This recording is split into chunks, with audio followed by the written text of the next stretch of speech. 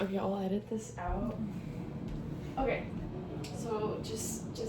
so okay, I'm Adriana. I'm going to be presenting my 2 career services I've done this past year for the semester, and then introduce who you are. So, Gustav, friend of Adriana.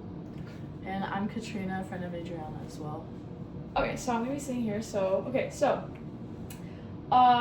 the first career services I went to was based on it's aimed on helping students and power professional strengths to kind of putting out how to strengthen your application materials and how to go forward towards internship.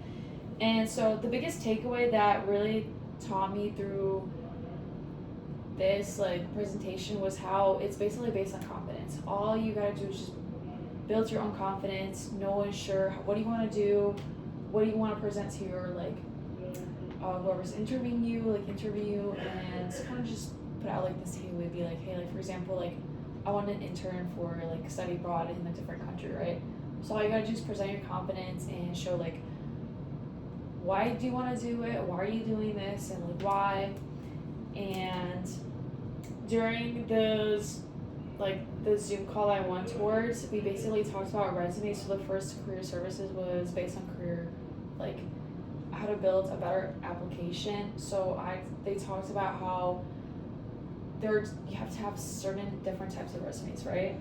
And so each resume is completely different. And for example, I'm applying for an internship, and this internship they just need to see what I have done so far, career activities volunteering, community involvement.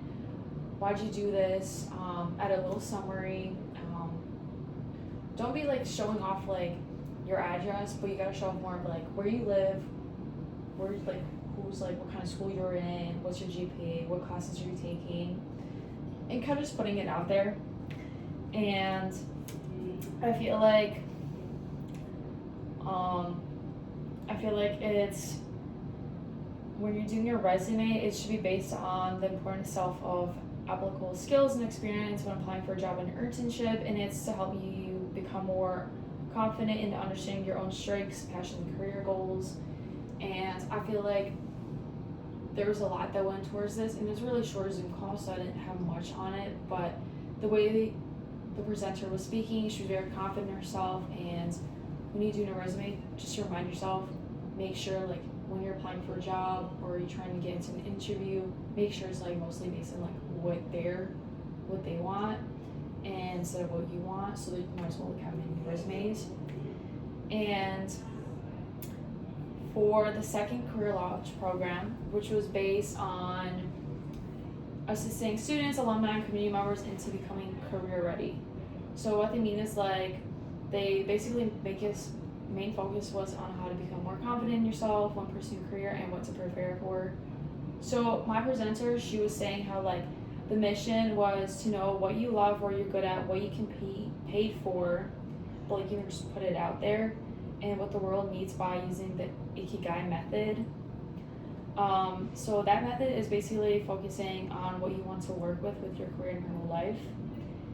And in order to land a really great internship, you have to know how to conduct a really good conversation, small combos, go to these little career services, or go to whatever the school offers. Go there, meet these business people. For example, I'm in a business major, so I have to constantly go towards after school. I meet up with these business people and ask them questions can I make a connection with you? What are you doing?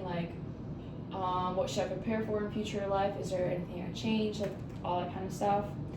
And I feel it's based on how to network your skills as well. And the more you network, the more you know how to build a better confidence in yourself for being career ready. And I feel not everyone's really prepared for that, but in my opinion, in order to do that, you really have to know how to talk to everyone and how to start small conversations. For example, me and Cleo can start a conversation about where we can see ourselves in 4 or 5 years. What's our plan? For example, you were talking about how you want to take 2 gap year, right? And then moving on, we're gonna be okay, so I'm gonna take this MCAT exam, then I'm gonna do this, I'm gonna study hard, I'm gonna study a lot, 8 hours a day over summer, but the question is are you able to do that, or is there a method, that kind kind of stuff. And I feel like there's a lot with like the career services I went to, and I feel like I was taught a lot in how like it's most about gaining confidence, and if you're not confident where you're not like where you're interested in, then it's kind of like you're like kind of confused. But like, you know, there's other alternatives. And I feel like the more you put yourself out there, the more you can do better. And I feel like since everyone's using like LinkedIn, social media, like Instagram, like go for it. Like try to like talk to as many people as you can so you can go forward towards getting your like kind of like small goal, because there's also like there's the big goal of like, okay, like my big goal is to get like a really good like corporate job, but like do I really need that? Like am I looking forward to it, or is there some like other option and like kind of going forward to it? But pretty much that's like all I've learned about. I don't know, I just kind of like, I feel like they really taught me a lot, and I feel like since there's little time like left in the semester, I can't do much, but next semester I might as well start like participating more and like trying to ask like more professors, be like, hey, like can I like come join this like little session, and just trying to like learn more, like have these business people come in and just talk to them, you know, like that kind of stuff. So that's all of my presentation.